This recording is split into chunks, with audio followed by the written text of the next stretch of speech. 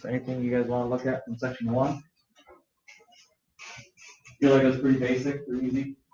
Okay, so pretty easy. The review, you're going to notice on each of our assignments that we start doing, we are going to be reviewing. We're going to be reviewing geometry topics. You guys you didn't miss, but you probably didn't get the full effect of geometry last spring because of everything. So we're going to throw some of those topics in, and also just a little review from stuff we talked about this year. I was walking by Mr. Stoich's calc class the other day, and they, in calculus, were starting to look at using the distance formula. So I thought that would be a good review kind of to look at. So we're just going to talk a little bit about the distance formula. It's a very commonly used formula when we start working in physics. Anybody in active physics this year? Physics? Anyone?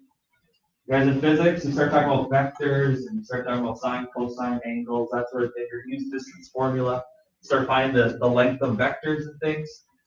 So it's also used in calculus when you start talking about rates of change. So like when a car is speeding up, slowing down, you use distance formula to start to do those things in calculus. So it's just a pretty common formula that really you can derive from the Pythagorean theorem. We've all heard the Pythagorean theorem, right? So we've got Pythagorean theorem, a squared plus b squared equals c squared. Then anytime you have 2 points, so I'm just going to kind of estimate where these points are. If you have this coordinate plane, let's say our coordinate plane here, 4, negative 10 is going to be somewhere like down in here. And then 7, negative 6 is going to be somewhere, 7, negative 6 is going to be somewhere like right there, we'll say. So this is the segment we're trying to find the length of. Anytime you have a segment on a coordinate plane or any straight line, you can always connect its endpoints using a horizontal and a vertical. And if you look at what I'm doing here, what type of triangle am I creating? Just a basic right triangle. So anytime you have a diagonal line on a coordinate plane, you can always connect a horizontal leg, a vertical leg, and you're always going to make a right triangle. Well, then what formula do we use to find this side of the right triangles? Pythagorean theorem, a squared plus b squared is equal to c squared. So this distance formula just comes from the Pythagorean theorem, but we're gonna throw in the coordinates to help us find the missing legs, and then it'll solve out that third side for us. So the Pythagorean theorem then kind of transforms into this. If you square root your c squared to solve for c, you balance your equation, you're going to square root the left side. So you're going to end up getting the square root of a squared plus b squared will equal to c.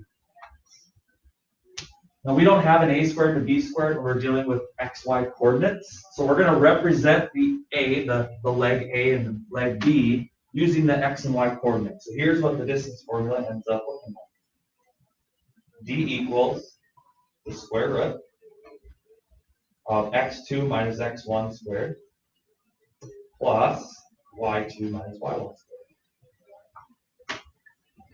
So this is like your A leg of your triangle. This is like your B leg of your triangle. When you subtract your two x's, you're just figuring out, well, how far does that leg span horizontally? When you subtract your y's, how far is that leg spanning vertically?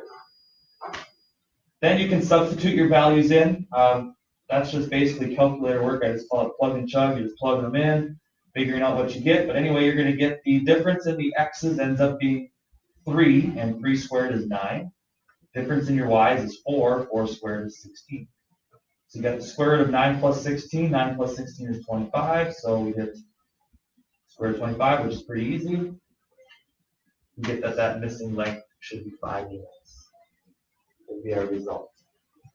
So distance formula, know that there is a formula that does relate exactly to those x's and y's that you can use, but you can always fall back on the Pythagorean theorem. If you graph out a little picture, you see what the line looks like.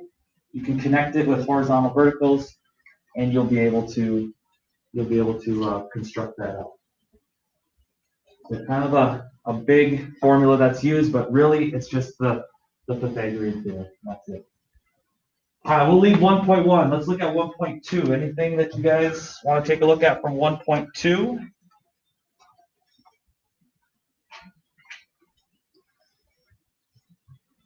Anything? Wants to keep taking the video of me. You guys good on 1.2? Good? We can just talk about the beginning part. Had a lot of questions from people on this first section. So we've got different types of numbers that we're going to be using, and right now we're only using real numbers. In about 2 months, we start delving into imaginary numbers. So there are actually imaginary numbers out there that we'll start to talk about. But real numbers, we're just looking at different measurements are going to be using different types of numbers depending on what we're measuring.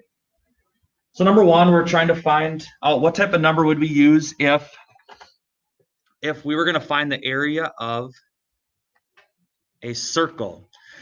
In that formula, the area of a circle is that number pi.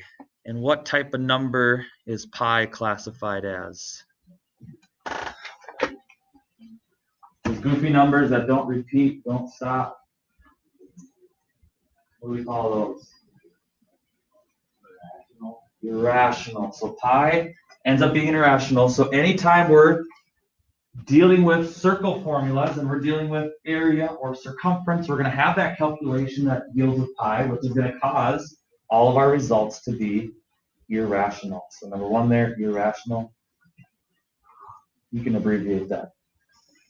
Number two, the number n of equal slices in a pizza to the portion of p, the pizza in one slice. So we're looking at this. So like if you cut a pizza into 8 pieces and maybe you ate 3 of them, you've eaten 3 out of 8. So we're looking at a ratio, 3/8, or a fraction. What do we classify ratio as? And the word ratio is right in the word of how we classify it. Rational numbers. So any numbers that can be written as fractions are rational, which will include whole numbers, integers, all those numbers as well, because you can write those numbers as fractions.